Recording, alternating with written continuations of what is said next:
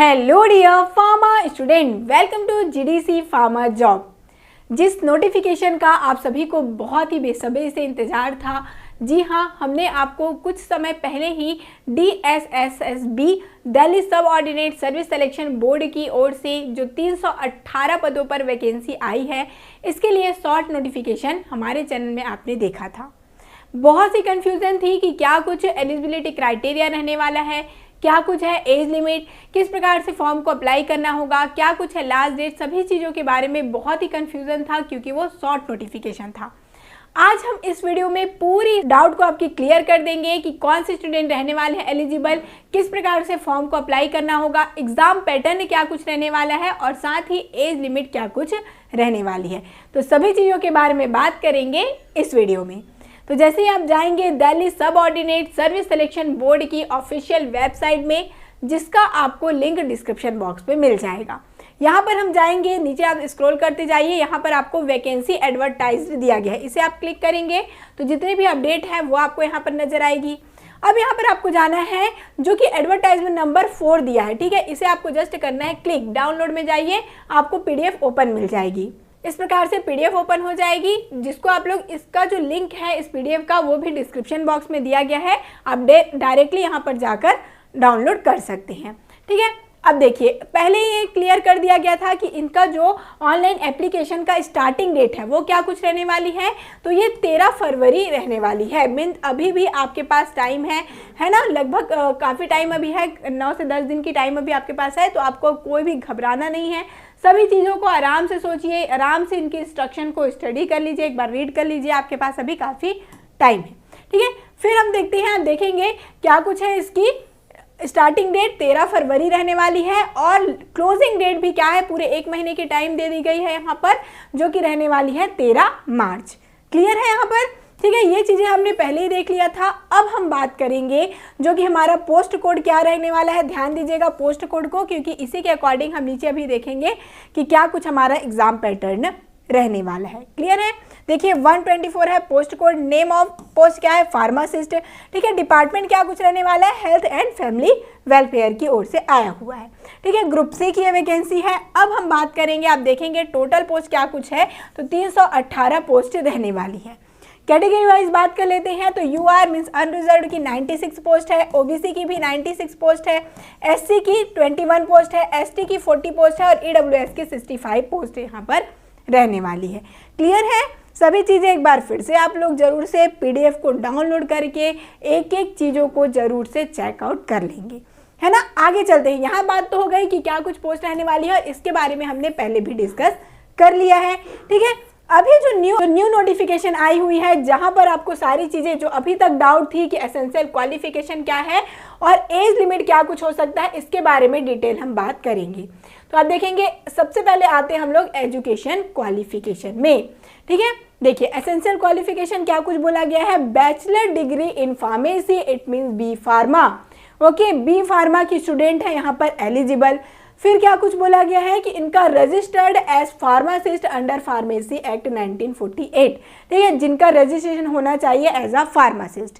फिर क्या कुछ दिया गया है, the selected candidate has to be registered in Delhi pharmacy council within 6 month of joining. देखिए यहाँ पर एक बात बहुत अच्छी है कि जो स्टूडेंट जैसे कि सिलेक्ट उनका होता है, ठीक है, चाहे वो कहीं के भी हो, उनको क्या करना होगा, सिलेक्शन के बाद विथ इन 6 मंथ उनको दिल्ली में अपना दिल्ली फार्मेसी काउंसिल में उनका रजिस्ट्रेशन करवाना अनिवार्य होगा।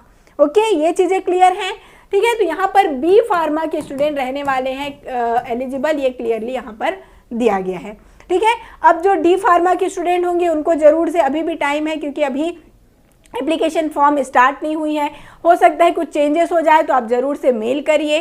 क्या पता आगे जैसे कि कुछ मेल होने से बहुत से स्टूडेंट यदि मेल करते हैं कि इसमें D फार्मा को भी मिलना चाहिए मौका, तो ज़रूर से हो सकता है इसमें कुछ चेंजेस भी हो जाए, ठीक है। फिर यदि हम बात करते हैं कुछ डिज़ायरेबल एक्सपीरियंस या कुछ है, तो ऐसा कुछ भी नहीं है। फ्रेशर्स कैंडिडेट यहाँ पर रहने वाली हैं एलिजिबल। बहुत ही अच्छी बात है कि फ्रेशर्स कैंडिडेट यहाँ पर एलिजिबल रहेंगे।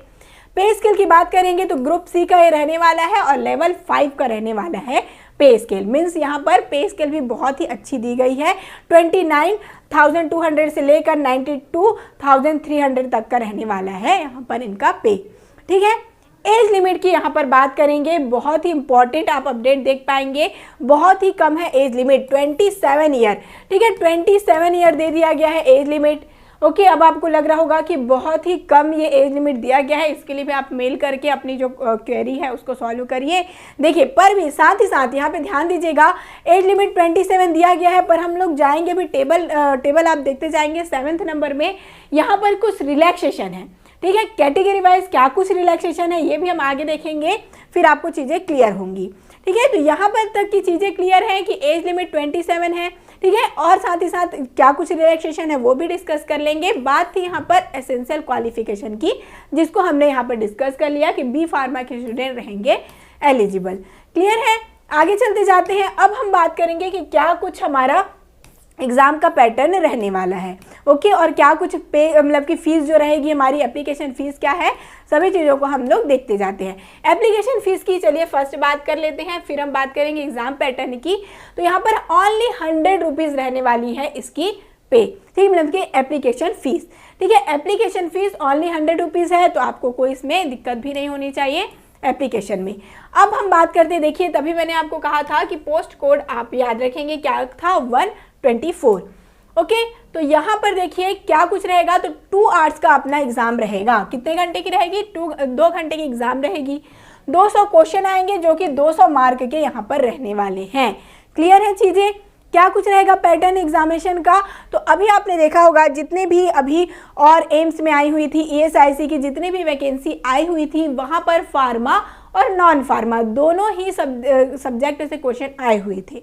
यहाँ पर भी वही पैटर्न है, आप देखेंगे general awareness, general intelligence, reasoning ability, arithmetical, numerical ability, test of Hindi language, comprehensive test of English language and comprehensive. It means यहाँ पर पूरे आपके GK GS, English aptitude, reasoning, Hindi, English सभी से क्वेश्चन आने वाले हैं। ठीक है, जहाँ पर आप देखेंगे ईच मतलब कि यहाँ पर 5 आपको टॉपिक दिया गया है और सभी से 20-20 मार्क के आएंगे।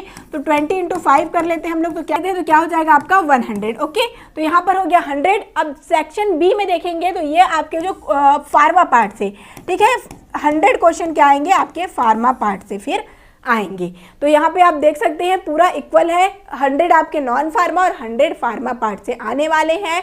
इट मीन्स तैयारी दोनों की बहुत अच्छे से करनी होगी, फार्मा पार्ट की भी और नॉन फार्मा पार्ट की भी। इसके लिए साथ ही साथ आपकी जो टेस्ट सीरीज़ के लिए है, या फिर आप कोर्स ज्वाइन करना चाहते हैं, या फिर आपको बुक चाहिए, तो आपको GDC क्लासेस ऐप डाउनलोड कर लेना चाहिए। जैसे आप DSSB लिखते हैं या फिर फार्मासिस्ट ही आप टाइप करते हैं, तो आपको क्रैश कोर्स अवेलेबल मिल जाएगी, टेस्ट सीरीज़ आपको मिल जाएगी, जहाँ पर फार्मा और नॉन फार्मा दोनों की ही चीज़ें आपको देखने को मिलेंगी। और साथ ही साथ pharmacist at your finger tip की बुक आपके लिए बेस्ट रहेगी, क्योंकि यहाँ पर आप देखेंगे फार्मा पार्ट तो दिए ही गया है, साथ ही साथ नॉन फार्मा पार्ट को भी बहुत अच्छे से एक्सप्लेन किया गया है। आपकी प्रिपरेशन बहुत ही अच्छे से हो जाएगी। इतनी अच्छी वैकेंसी आई हुई है, इतना अच्छा मौका आया हुआ है, तो बिल्कुल भी आपको सोचना नहीं चाहिए, अपनी तैयारी में लग जाइए। अभी आपके पास टाइम है, बाद में आप सोचेंगे कि इतनी अच्छी वैकेंसी आई हुई थी, हमें बस थोड़ा सा प्रिपरेशन करना था। तो इसीलिए आप क्या करें, अभी से अपनी प्रिपरेशन स्टार्ट कर दीजिए। ठीक है, चलिए और क्या कुछ नोटिफिकेशन है, तो हम बात करेंगे एज लिमिट, जिसके हम बात कर रहे थे कि एज का क्या कुछ रिलैक्सेशन यहाँ पर दिया गया है। देखिए यहाँ पे आप देखेंगे 7 नंबर मैंने आपको कहा था टेबल में, तो एज रिलैक्सेशन है जो कि क्या कुछ है, तो आप देखेंगे ग्रुप और B and C, तो हमारा क्या था, ग्रुप C का वैकेंसी है, और ST और SC कैंडिडेट के लिए 5 ईयर का रिलैक्सेशन दिया गया है। ठीक है, OBC के लिए क्या है, 3 ईयर का रिलैक्सेशन दिया गया है। PWD आप देखेंगे, PWD plus SC ST, PWD plus OBC, तो इनमें अलग अलग एज रिलैक्सेशन दिया गया है। तो काफ़ी हद तक अच्छा है कि कुछ तो एज रिलैक्सेशन मिल रहा है। ठीक है, तो यहाँ पर देखेंगे भले ही 27 दिया गया था, पर एज रिलैक्सेशन कैटेगरी वाइज दे दिया गया है, तो यहाँ पर फिर अब कोई दिक्कत नहीं होना चाहिए एज का भी। ओके, 100 रुपीज़ बस रहने वाली है इसकी एप्लीकेशन फ़ीस, तो ये भी बहुत अच्छी बात है। तो आपको ज़रूर से अपनी पूरी मेहनत करना स्टार्ट कर देना चाहिए। 13 से स्टार्ट हो जाएगी क्या एप्लीकेशन, इसकी फॉर्म एक बार हम फिर से आपको इन्फॉर्म कर देंगे कि कैसे कुछ आपको एप्लीकेशन को फिल करना है। ठीक है, तो कोई भी यहाँ पर आपको टेंशन नहीं लेना है। कोई भी डाउट है तो आप ज़रूर से कमेंट करिए, किस प्रकार से प्रिपरेशन करें, क्या कुछ स्ट्रैटेजी रहेगी, ये सारी चीज़ों की भी आपको वीडियो चाहिए तो आप ज़रूर से कमेंट कर सकते हैं। हमारी पूरी टीम आपके लिए हेल्पफुल रहेगी। तो मिलते हैं इसी प्रकार के नेक्स्ट नोटिफिकेशन के साथ। All the best.